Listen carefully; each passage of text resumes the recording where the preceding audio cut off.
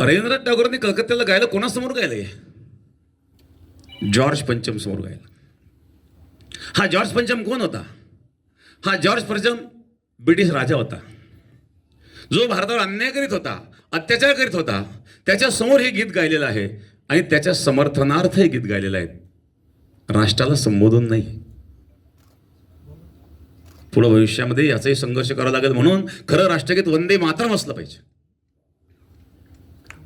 वंदे मातरम सुजलाम सुफलाम मलयज शीतलाम सस्य श्यामलाम मातरम, हे खरं राष्ट्रगीत आहे.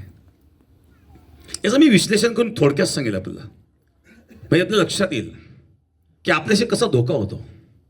आजपर्यंत होत आलेला आहे आणि अजूनही होत आहे.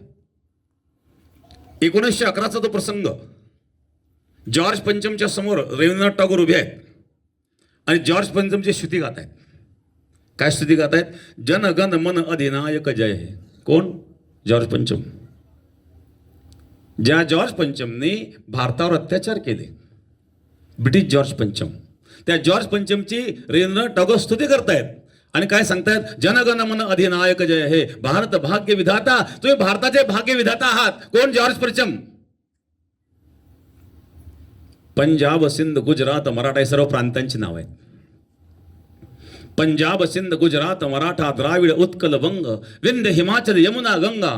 काय करतायत? उच्छल जलधी तरंग. यातून जे तरंग निघतायत, कशाचे तरंग निघतायत? तव शुभ नामे जागे, तर तुमच्या शुभ नामाच्या ठिकाणी जागे आहेत. तव शुभ आशिष मागे, तुमच्याकरता भगवंताला आशीर्वाद मागतायत.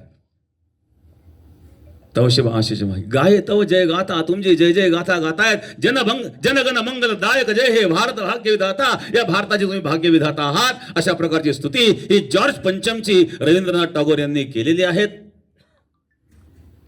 इथं राष्ट्राला संबोधन एकही शब्द नाही. आता कदाचित माझ्या या शब्दावर काही लोक ऑब्जेक्शन घेतील. पहा, इतिहास आहे, शोधा तुम्ही इतिहास.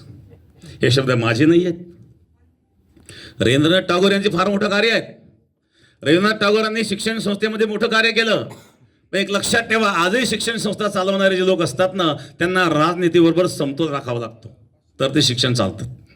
ब्रिटिश काळामध्ये ज्यांनी भारतावर राज्य केलं, त्या काळामध्ये ज्यांनी शिक्षण संस्था चालवल्या, त्यांना ब्रिटिशांना धरून चालवावं लागत होतं आणि म्हणून त्यांनी ब्रिटिशांची स्तुती केलेली आहे आणि या स्तुतीवरून त्यांना नोबेल पुरस्कार मिळालेला आहे.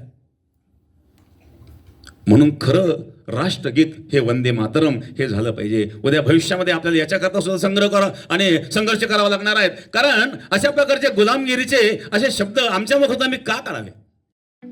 ठळक घडामोडींसाठी देशोन्नती न्यूज चॅनलला सबस्क्राईब करा आणि बेल आयकॉन प्रेस करा. मुंबई, पुणे, नागपूर, मराठवाडा असो का विदर्भ, राजकीय, सामाजिक, शैक्षणिक क्षेत्र असो का क्रीडा, सर्वच घडामोडीचे विश्लेषण पाहायला विसरू नका.